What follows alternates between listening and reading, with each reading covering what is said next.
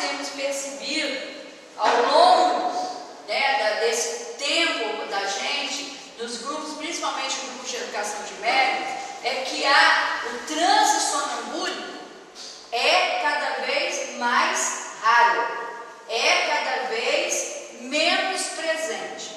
Isso tem uma razão, tem uma lógica e é amplamente compreensível.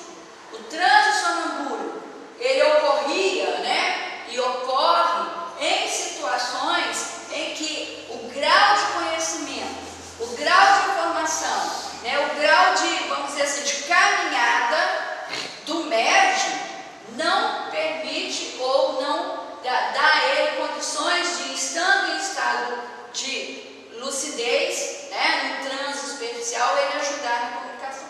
Como isso não ocorre hoje? Porque a mediunidade, ela é função direta do desenvolvimento mental e intelectual. Raramente hoje nós nos deparamos com médios que fazem o transe profundo. Por quê? Porque o transe profundo, ele exige um processo maior, mais complexo, por parte da equipe espiritual. Exige toda uma característica de química cerebral que hoje não é comum mais pelo nível evolutivo que nós avançamos. E a gente tem que convir que cada vez mais, diante do avanço, diante da evolução que nós estamos, é até um absurdo a gente dar tanto trabalho para a espiritualidade. Muito mais hoje nós temos que ser parceiros dela. Por quê? Nós temos a compreensão, nós temos a informação, nós temos conhecimento, nós temos tecnologia, nós temos uma série de coisas aí que abrem possibilidades da gente trabalhar para e passo com a espiritualidade, da gente ser parceiro dela, o que demanda muito menos trabalho de parte deles. Então, aquele pensamento de que não, eu vou dar a espiritualidade prover, esqueçam, não prover mais não. Aquilo que é nossa responsabilidade, é nossa responsabilidade, temos que fazer.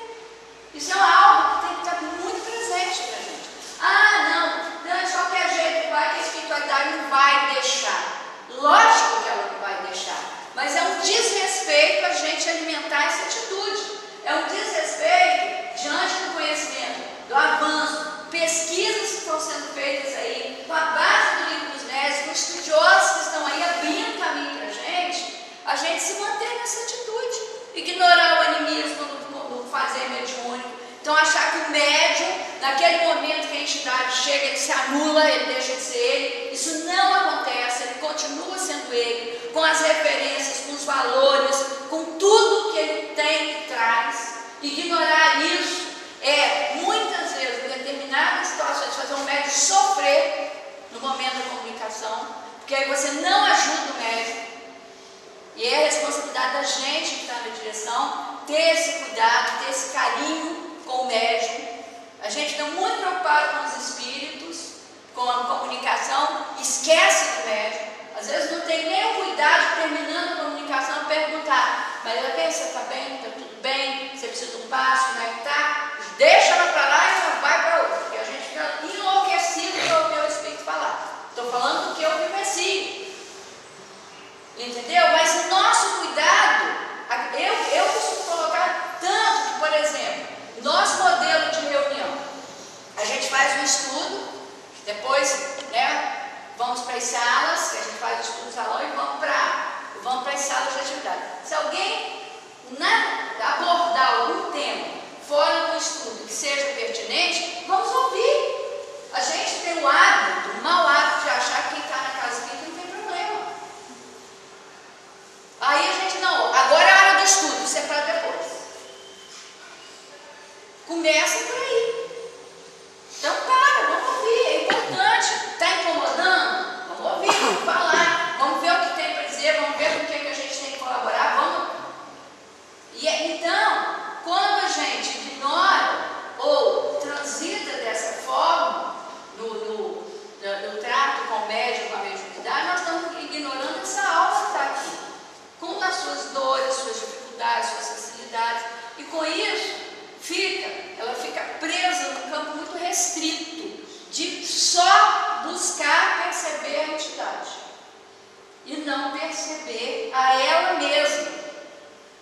Ela que é o vaso onde aquela entidade vai repousar naquele momento. Então, o primeiro movimento do médium é se perceber animicamente o que eu estou sentindo, como é que é esse tipo de energia que me envolve, que circunstâncias estão aqui, o que se alterou, qual é o centro de força que está mais ativado, que lembranças. Nesse livro, quando é a entidade que vai se comunicar, que é vinculada à área de saúde, né, envolve o grupo, cada um tem uma percepção. André Luiz vai dizer assim, visualiza, lembra do hospital, o outro lembra de um socorro, tudo vinculado à área de saúde, ou questões de saúde, mas cada um dentro do seu processo anímico, dentro da sua percepção anímica, que é o que a Cristina agora vai falar.